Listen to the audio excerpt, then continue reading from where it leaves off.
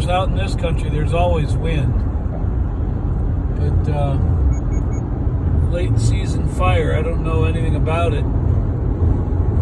It goes all the way across. Well, actually, that's just the smoke trail. One thing that is true about these fires is because they're not burning, I won't say they're not hot, because they are, but it's a type of ignition that is produces a lot of smoke, a lot of unburned material or partially burned material. And one thing that's also true, many years ago, I was detailed, actually to the north of here, and east up into Watford City, North Dakota, kind of out in the oil patch, just north of the Little Missouri National Grasslands. 1983, me and a couple of Native American fellas were sent over across Montana and, well, into North Dakota on a fire tanker that really, if it could go 55 miles an hour, that was about it. And it took us 2 days to get out there. But they had very little fire suppression equipment. I don't know what they've got now. But this grass, if you could look out and see, you get a combination of timber and spots in this grass, and you can burn real quick. Ah, yeah, there's a skunk. We're out kind of in the middle of things now, probably about 80 miles from Belle Fourche, which is kind of out the other end. This is part of Montana that, if you haven't been out here, this is, it's the southeastern corner. Wyoming's just to the south of us.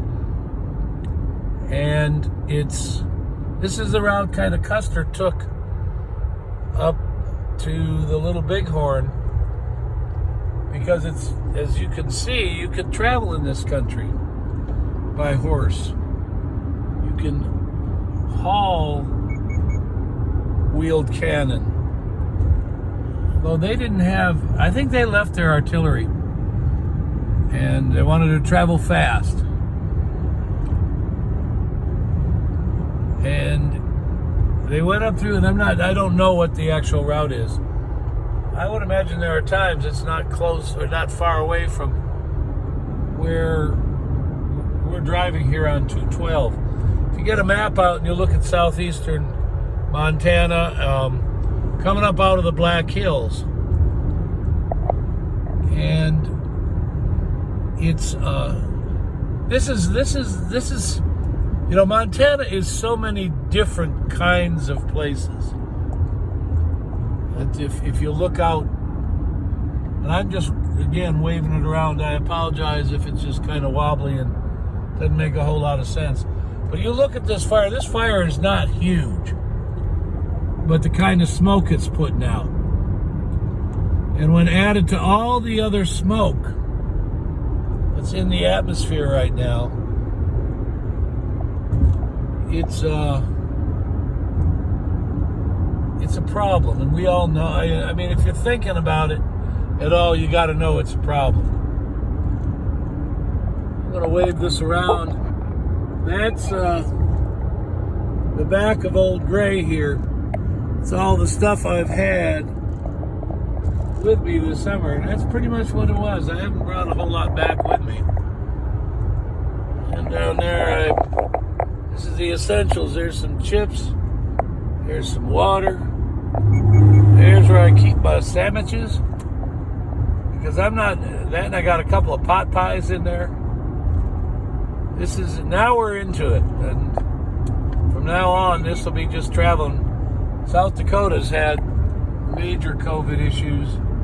This area, though, has gotten hit pretty hard too. Out on these reservations, there's so many issues as far as health care on reservations, and I'm not sure whether we're still on the reservation or not.